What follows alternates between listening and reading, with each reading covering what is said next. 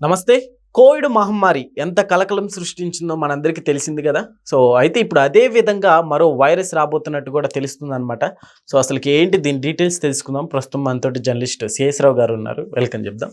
Hello sir. Hello sir, ఈ virus రాబోతుందా నిజంగా? అంటే లాక్డౌన్ మళ్ళీ పెడతారంటారా? సో కోవిడ్ని మించిన వైరస్ అంటే నిజంగానే అనిపిస్తుంది. అక్కడ డెత్ని చూస్తుంటే కేరళలో ఓకే, మొత్తం 69 మందికి ఈ వైరస్ సోకితే దాంట్లో 30 మంది చనిపోయారు. అంటే 50% చనిపోతున్నారు. వైరస్ సోకినటువంటి వాళ్ళలో 50% చనిపోతున్నారు. అదే కరోనాలో అయితే కరోనా చాలా మందికి వచ్చింది, కానీ ఈ వైరస్తో పోల్చుకుంటే డెత్స్ తక్కువ. ఇప్పుడు ఇది 50% సోకినటువంటి 100 మందికి సోకితే 50 మందిని చంపేస్తుంది. ఇప్పుడు ఈ 2-3 నెలల్లోనే 30 మందిని చంపేసింది అని చెప్పి కేరళ ప్రభుత్వం అఫీషియల్గా అనౌన్స్ చేసింది. ఏంటి ఇది అని అంటే మెదడును తినేటువంటి ఒక అమీబిస్ వైరస్ మెదడు తినేసి ఇది సోకిన తర్వాత ఒక 10-15 రోజులకి బ్రెయిన్ డెడ్ కావటం, చనిపోవడం జరుగుతుందని చెప్పి ప్రాథమికంగా వైద్యులు గుర్తించారు.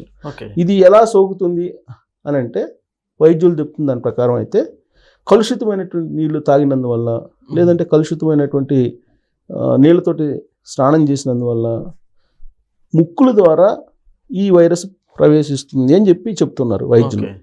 సరే, వైద్యులు చెప్తున్నాను నేను కేరళ ప్రభుత్వం తీసుకుంటున్నటువంటి చర్యల గురించి మనం ప్రస్తావిస్తాం. ఎందుకంటే మనం వైద్యులం కాదు కదా, వైద్య నిపుణులం కాదు కదా. వాళ్ళు చెప్పిందని నేను చెప్తున్నా.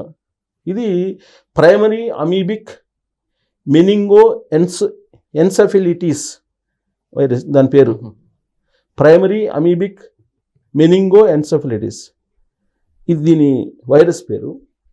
ఇది సోకితే కనుక మరణ పర్సెంటేజ్ ఎక్కువ ఉంది. ఇప్పటి వరకు 69 మందికి సోకితే 30 మంది సుమారుగా చనిపోయారని చెప్పి ప్రభుత్వం అఫీషియల్గా అనౌన్స్ చేసింది. అంటే ఆల్మోస్ట్ 50% చనిపోతున్నారు. ఇది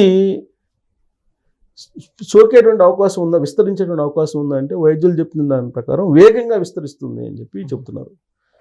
ఫస్ట్లో ఒక కేసు వచ్చింది జనవరిలో, ఇప్పుడు ఇది సెప్టెంబరు, ఫిబ్రవరి కల్లా 10 కేసులు అయినాయి, మే కల్లా 50 కేసులు అయినాయి. ఈ 50 కేసులు కాస్త ఇప్పుడు 70 కేసులు అయినాయి. ఈ 70లో 30 మంది చనిపోయారని చెప్పి వాళ్ళు డేటా చెప్తున్నారు.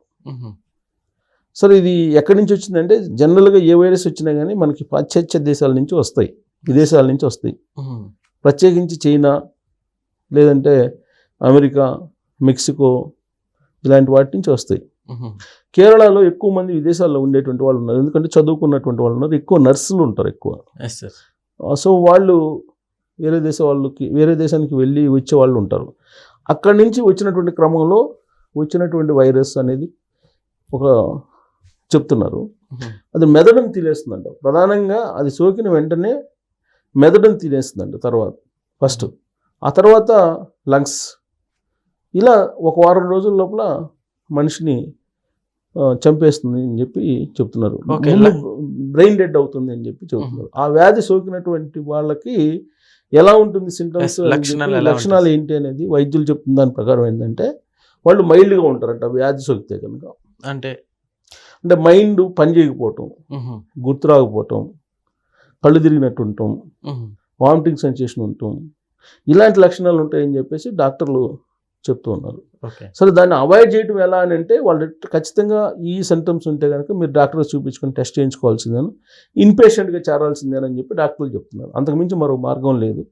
లేదంటే బ్రెయిన్ డెడ్ అయిపోతుంది 1 వీక్లోనే, ఈ వ్యాధి సోకినటువంటి 1 వీక్లోనే బ్రెయిన్ డెడ్ అయిపోతుంది అని చెప్పి వైద్యులు చెప్తున్నారు. సో ఇంత భయంకరమైనటువంటి వ్యాధి మీద ఇప్పుడు రీసెర్చ్ చేస్తున్నారు.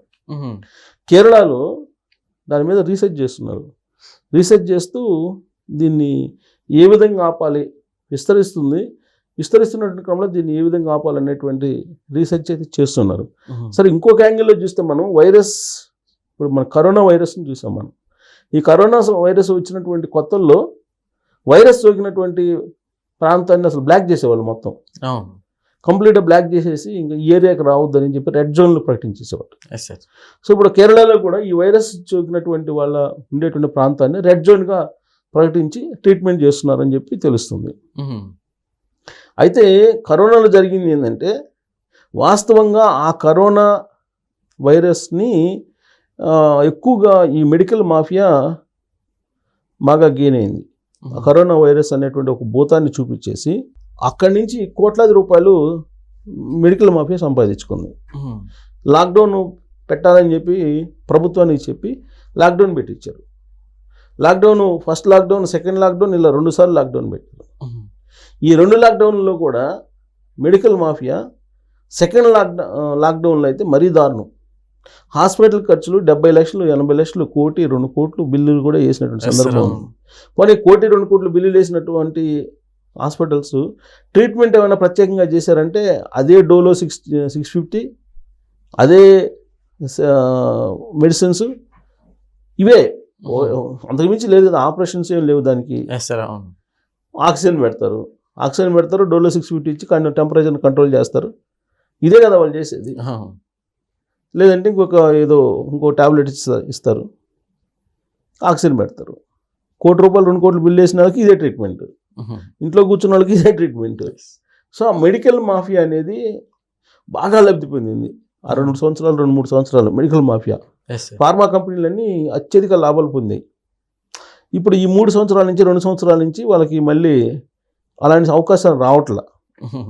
ఈ మధ్యకాలంలో కొన్ని వైరస్లు వచ్చేస్తున్నాయి అంటున్నారు, కానీ అదేమీ వర్కౌట్ కాల. పబ్లిక్ కూడా పెద్ద పట్టించుకోవాలా, వీళ్ళు ఇంతే చెప్తుంటారులే అని. ఇప్పుడు మెదడు తినేసి వైరస్ వచ్చేస్తుందని చెప్పి దీని మీద పెద్ద ఎత్తున ప్రచారం చేస్తున్నారు. గత 2-3 నెలల నుంచి ప్రచారం చేస్తున్నారు. కాకపోతే మనం ఎందుకు దీని గురించి మాట్లాడుకోవాల్సి వస్తుందని అంటే, డెత్లు ఎక్కువ ఉన్నాయి. డెత్లు 30 మంది చనిపోయారు. 30 మంది చనిపోయారని అంటే చిన్న విషయం కాదు. ఇప్పుడు మనకి ఆంధ్రప్రదేశ్లో ఒక ఊర్లో, అక్కడ రెడ్డిపాలెం దగ్గర ఏదో ఊరు, ఆ ఊర్లో వైరస్ అని చెప్పేసి చనిపోయినటువంటి కేసులు బయటపడ్డాయి కదా. ఆ ఊరిని మొత్తం బ్లాక్ చేశారు కదా. ఆ ఊర్లో అసలు ఏమి వండుకోవద్దు, మొత్తం మేమే వేస్తామని చెప్పి గవర్నమెంట్ అనౌన్స్ చేసింది కదా. అక్కడ వైరస్ సోకడానికి రకరకాల కారణాలని చెప్పి ఇవాళ కూడా రీసెర్చ్ చేస్తున్నారు. ప్రత్యేకమైనటువంటి వైద్య బృందాలు ఢిల్లీ నుంచి వచ్చినాయి అక్కడికి. ఎవరికి? గుంటూరు రూరల్ మండలం తురకపాలెం. సో అక్కడికి ఇవాళ కూడా ఆ డిసీజ్ ఏంది అనేది ఎవరు ఇంకా అనౌన్స్ చేయాల. అదేంది సూడోమోనాస్ లాంటి ఒక బ్యాక్టీరియా అని అంటున్నారు. బట్ డెత్స్ ఎక్కువ ఉన్నాయి అక్కడ కూడా. ఇప్పుడు మళ్ళీ విజయవాడలో డయేరియా అంటున్నారు. సో ఇవన్నీ కూడా రకరకాలు వస్తున్నాయి.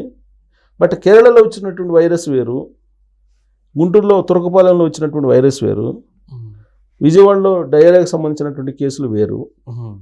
సో మొత్తం మీద ఏంటంటే మళ్ళా ఏదో వైరస్ రాబోతుంది, ఈ వైరస్ పెద్దగా ప్రాణాంతకంగా మారిపోయింది అనేది వైద్యులు చెప్తుంటే, కేరళ ప్రభుత్వం చెప్తుంటే, దానికి అదనంగా ఆస్ట్రాలజిస్టులు మొదలయ్యారు.